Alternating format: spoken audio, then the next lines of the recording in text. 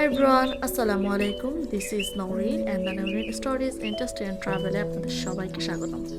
আজকের দিনে কি কি রান্না করলাম সেটাই থাকবে আজকের ভিডিওতে। আমার হাতে দেখতে পাচ্ছেন খুব সুন্দর একটা মিষ্টি কদু। আজকে এটা ভাজি করব এন্ড আলু ভাজি করব। তো প্রথমে আমি আলু ভাজি বসিয়ে দেব। চুলায় আমি দেখতে পাচ্ছেন এখানে তেজপাতা, পাঁচফোড়ন দিয়ে দিয়েছি। এবার ভালো করে এগুলোকে ভেজে নেব। পেঁয়াজ ভালো করে গরম হয়ে গেলে এখানে আমি আগে থেকে কেটে রাখা পেঁয়াজ কুচি এবং কাঁচামরিচ কুচি দিয়ে দেব। দিয়ে ভালো করে নাড়াচাড়া করে নেব। প্রায় সময় যেভাবে আমরা আলু ভাজি করে খাই সেটাই আজকে রান্না করছি। তো এখানে আমার পেঁয়াজ হয়ে গেলে লবণ দিয়ে দেব পরিমাণ মতো। তারপর আবারও ভালো করে নাড়াচাড়া করে নেব যাতে করে সব কিছু মিক্সড হয়ে যায়। এবার দিয়ে দেব হলুদের গুঁড়া পরিমাণ মতো, দিয়ে ভালো করে নাড়াচাড়া করে নেব।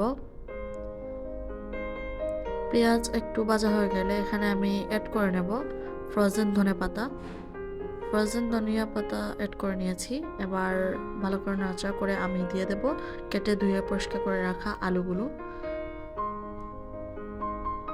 এবার আমি ভালো করে মশলাগুলোকে মিক্সড করে নেব আলুর সাথে। আলুর সাথে ভালো করে মশলাগুলো মিক্সড হয়ে গেলে এখন আমি দমে দিয়ে দেব ঢাকনা দিয়ে ঢেকে 10 থেকে 15 মিনিট, কিন্তু আমার আগুন থাকতে হবে মিডিয়াম আছে। এবার 10 থেকে 15 মিনিট হয়ে গেলে আমি ঢাকনা সরিয়ে আলুগুলোকে নেড়ে ছেড়ে দেব। নিচ থেকে উপরে, উপর থেকে নিচে এভাবে নাড়াচাড়া করে দেবেন। নেড়ে ছেড়ে তারপর আবার ঢাকনা দিয়ে ঢেকে দেবেন 10 থেকে 15 মিনিটের জন্য অথবা 5 থেকে 10 মিনিটের জন্য। এই তো ঢাকনা সরিয়ে আবার নাড়াচাড়া করে দিবেন।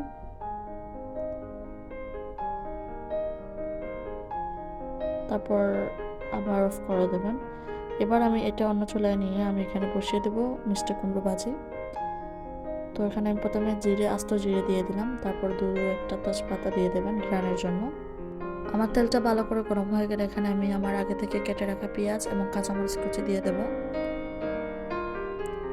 এগুলো দেওয়ার পর একটু পরিমাণ মতো লবণও দিয়ে দেবো একসাথে, দিয়ে ভালো করে মিক্সড করে নেব পেঁয়াজ, মরিচ এবং লবণ। পেঁয়াজ ভালো করে লাল হয়ে গেলে তখন মশলাগুলো দিবেন। তো এখনো পেঁয়াজ আমার লাল হয় নাই, পেঁয়াজটা লাল হয়ে গেছে। এবার আমি দিয়ে দেব হলুদের গুঁড়া এবং ধনিয়ার গুঁড়া হালকা করে পরিমাণ মতো। এবার ভালো করে নাড়াচাড়া করে দেবো যাতে হলুদের এবং ধনিয়ার কাঁচা স্মেলটা চলে যায়।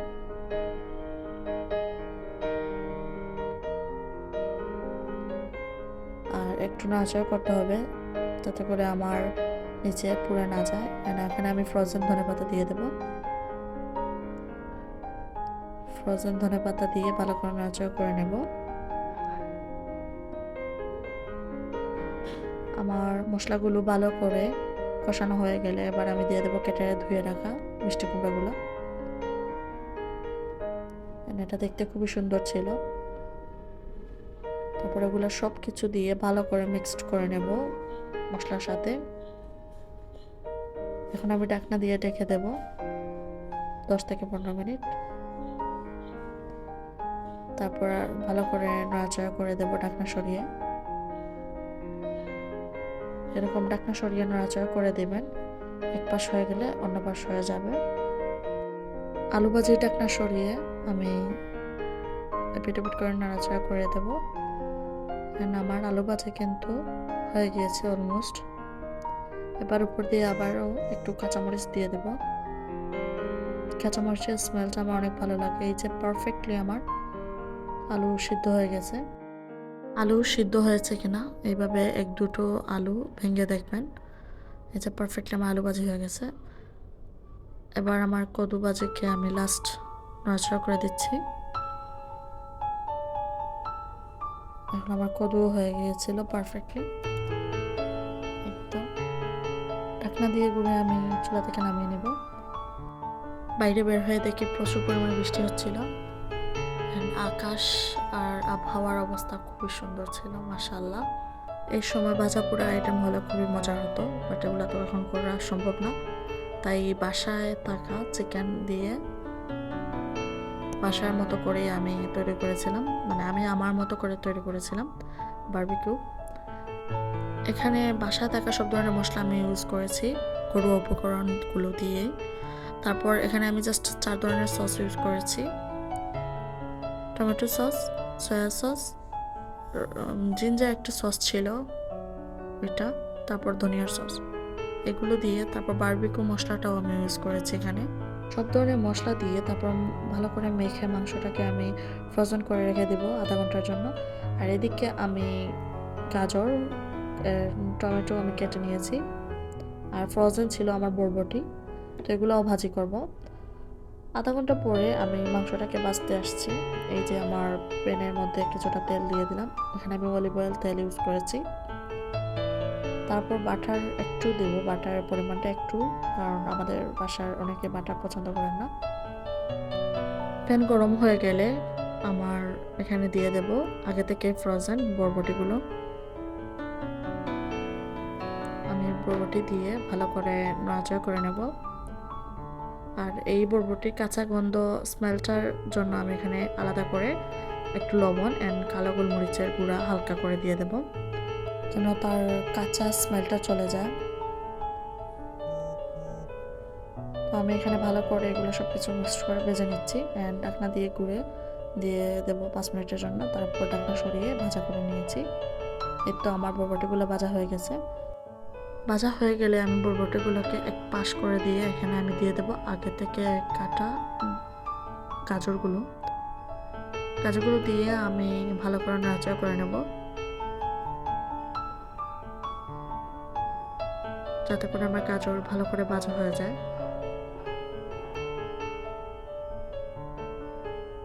তারপর টমেটো দিয়ে দেবো একই সাথে, একটু ফ্রাই হলে খেতে ভালো লাগবে, সেজন্য এগুলোকে ভাজা। এই তো ভাজা হয়ে গেলে আমি এগুলো সব কিছু একটা বাটিতে নিয়ে নেব। মশলা দিয়ে মাখানো আগে থেকেই ফ্রিজ থেকে বের করে এই মাংসগুলো দিয়ে দেব আমি প্যানে। আমরা যেহেতু 4 জনে খাবো, সেজন্য এটা এখানে 4 পিসই আছে, আপনারা আপনাদের মতো করে দিয়ে দেবেন। এই তো আমি উপরে হালকা আর একটু বাটার দিয়ে দিলাম। তারপর একটু হাই বিটে আমি এখানে 2 থেকে 3 মিনিট ভেজে নিলাম, যাতে করে আমার চিকেনতে ভালো করে একটু লাল হয়ে যায় পিঠে পিঠ। তারপর আমি লো আছে এখানে ভেজে নেব 10 থেকে 20 মিনিট এখানে ভেজে নেব লো মিডিয়াম আছে, যাতে করে আমার চিকেনটা পুড়ে না যায়। আর বারবিকিউ একটু পুরো খেতেই ভালো লাগে। দেখুন আমার চিকেনটা অলমোস্ট ভাজা হয়ে গেছে।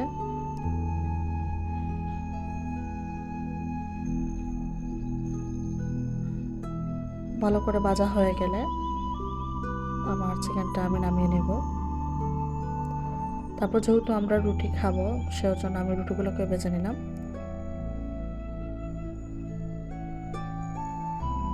এটা হচ্ছে ব্রাউন চালের রুটি।